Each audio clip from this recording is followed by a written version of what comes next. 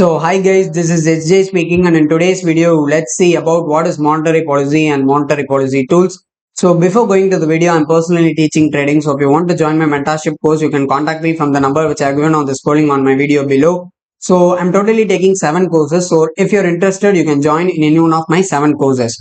So, now let's go into the video. So, monetary policy and monetary policy tools. So, what is monetary policy?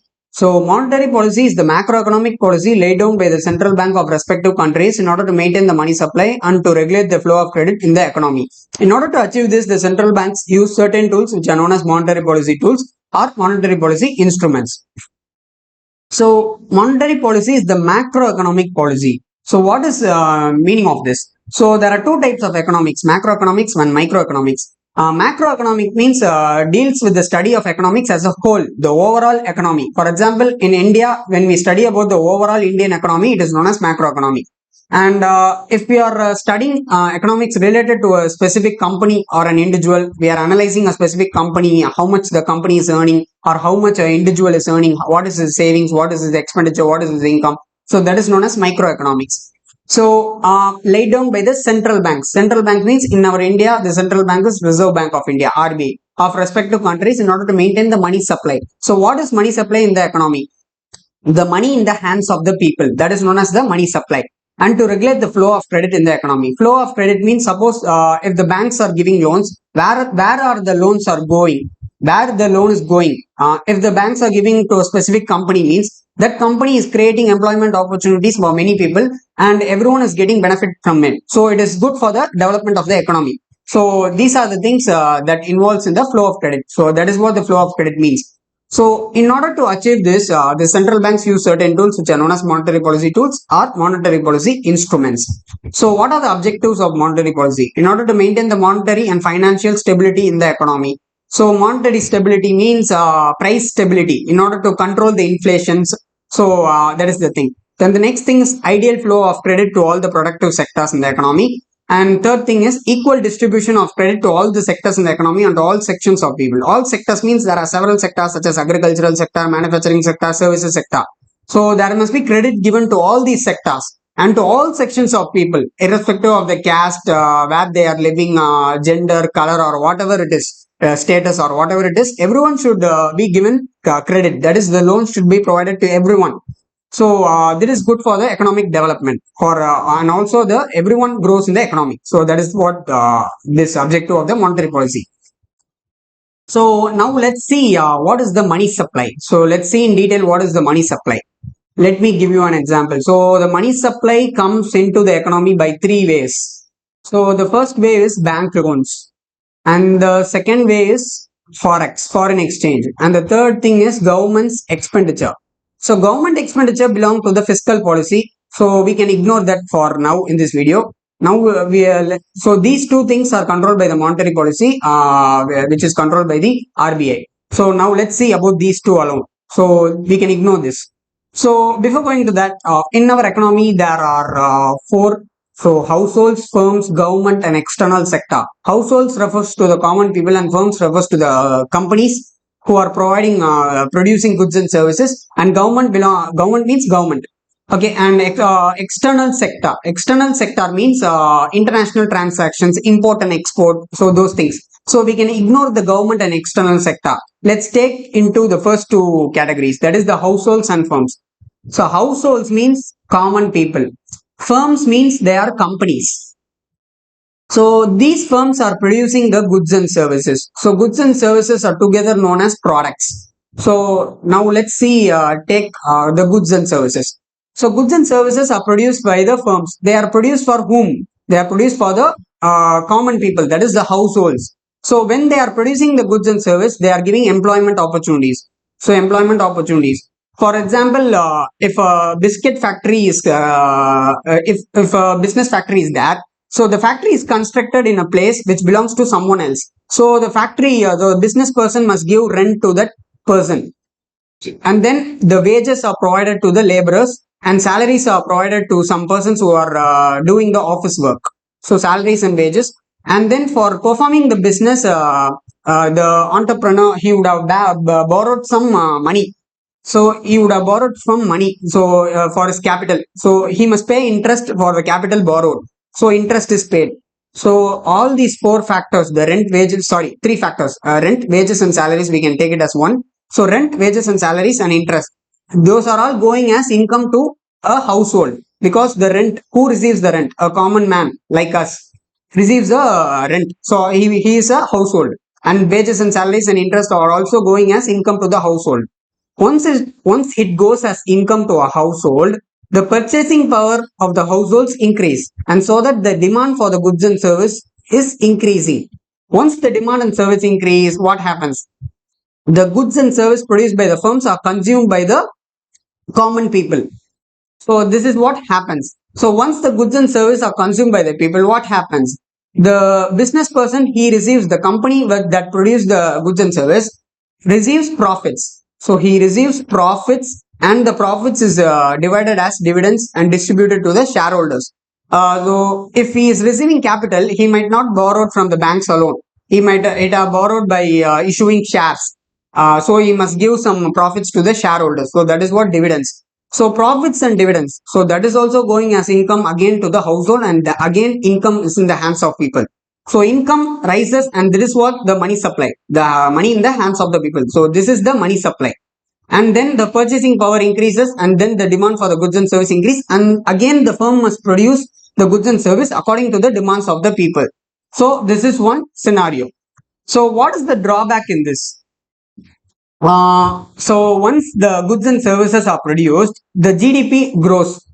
The goods and service. What is GDP? The value of the final goods and service produced within the country's borders by the Indian residents. So that is what GDP, gross domestic product. If the goods and services are produced more, according to the, if the demand is high, the goods and services are high, and also the GDP is growing. But what is the drawback is, sometimes the supply is not enough to cater the demands of the people. So the supply is constant, but the demand is rising. So the supply is constant. So in this case, what happens? Inflation occurs. The prices of the goods and service occurs. Of course, the GDP is increasing, but the GDP only increases since the inflation is rising. It not increases since the supply is increasing. In normal cases, if the goods and service, if they are produced high, the GDP will increase. But in this case, the supply is constant, but the demand is increasing. So if so, the inflation is increasing. So since the inflation increasing, the GDP is increasing. So in order to, if the inflation increases, it is bad for the economy. It is bad for the people who are in the economy. So in order to control this, monetary policy is framed by the RBI. So let's see about this. So let's keep here demand, supply, and then price of the goods and service.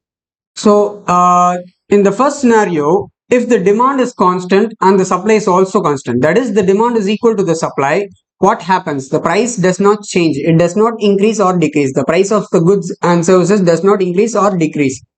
And the second scenario is where the demand is increasing and the supply is constant. What happens? The price will increase. And the third scenario is that if the demand is constant and the supply comes down, what will happen? The price will go up. And the fourth scenario is that if the demand increases and the supply comes down, what happens? The price will increase more. And the fifth scenario is where the demand is coming down and the supply is constant. What happens? The price falls down. And the sixth scenario is where the demand is constant and the supply increases. What happens? The price of the goods and service will fall down. And the seventh scenario is that the demand will fall and the supply is increasing. What will happen? The prices of the goods and service will come down drastically. So these are the seven scenarios which will take place. So let me explain one specific scenario as an example. Let us take, for example, there is a tomato seller who is selling tomato for rupees 8, and there are 100 tomatoes for in the supply, and 100 people, 100 households are demanding it. So 100 people are demanding it. So his profit would be how much? 800 rupees would be his profit. So for the seller. So that is its profit. So what if the supply decreases, if the demand increases, if the more people are demanding it, for example, 200 people are demanding it, what will happen? If there are 200 tomatoes, you would have sold for 8 rupees and got 200 into 8,600 rupees. But now there are only 100 tomatoes. But in order to gain the same amount of profit, like if he had 200 tomatoes, what would he do means, so he would increase the price, double the price of the tomato. So 16 into 100, so 1,600 would be his profit. What if there are 400 people? If there are 400 tomatoes means for 8 rupees you would have gotten 3,200. But now if what would he do? He would increase the price to 32 rupees. So 32 rupees, 32 into 100, 3,200 rupees would be his profit. And if there are 800 persons means how much? He would increase the price to 64 rupees. So 64 rupees he would have increased the price and his profit would be 6,400. So if there are 800 tomatoes for 8 rupees means he would have gotten 6,400. But now there is only 100 tomatoes. So according to cater the 800 people's demand, what would he do? He would just increase the price. But how much people would be actually getting the tomato? Only 100 people. 700 people don't get the tomato. So this is the problem. So if inflation occurs in the economy, more number of people wouldn't get what they want. So that is the problem. So in order to avoid this, the RBI brought this thing. So in order to what the demand is drastically increasing when compared to the supply. In order to bring the demand down, what the RBI must do? It must decrease the money supply. So the money people should not have money. So what the RBI does is, by using its monetary policy, it increases the interest rates. So it increases the interest rates. That is the repo rate. So I have posted a video regarding repo rate and reverse repo rate. If you didn't watch it, you can watch it. But watch this video first and then you can watch those videos. So it increases the interest rate and decreases the money supply. So if the money supply is reduced, the demand comes down, and once the demand comes down, the inflation is reduced. So another scenario is that if the monetary policy, if the RBI takes steps to in order to reduce the inflation, what happens? The GDP is also coming down. If the demand is decreasing, then there is no need for supply. So the firms cut their production. So if they cut their production, then the people lose their jobs who are working in the employment in some specific company for producing the goods and service means they are getting laid off by the company. Why? Because there are the goods and producers are produced only less. So only few people are needed to produce the less amount of goods. So layoff occurs, unemployment occurs, and the GDP is also decreasing since the value of the goods and service produced will be coming down. So two consecutive negative growth of GDP is known as technical recession. So if the GDP continues further, then the economy would go into a recession. So this is also bad for the economy since many will be losing the jobs and unemployment will be there and there is no money income for the people. So this is also bad. So in this case, what the RBI would do? It will try to increase the money supply. So it will try to increase the money supply by giving out loans at a lower interest rate. So it will reduce the interest rate. It will reduce the repo rate in this case. So there are two scenarios. One scenario, the RBI would increase the money supply, and then another scenario, RBI would decrease the money supply. So the money supply, this is what maintaining the money supply. So maintaining the money supply. And the next thing is the flow of credit. So where the loan is going. So that also RBI does. So the RBI does these things, maintains the money supply and also regulates the flow of credit by using some of the tools which is known as monetary policy tools. So there are two types of monetary policy tools, quantitative tools and qualitative tools. So quantitative tools are further divided into conventional and non-conventional tools. Conventional tools means, so before seeing about the conventional tools, let's see what is quantitative tools. Quantitative tools are used by the RBI to control how much quantity of the loan is given outside by the banks to the households or firms. How much quantity of the loan is given outside. So by using these quantitative tools, the RBI can control how much loan is given outside to the common people or to companies. So if the company receives loans, they might use it for producing the goods and services. But how much loan is going out? It is decided by the RBI by using the quantitative tools. What is qualitative tools?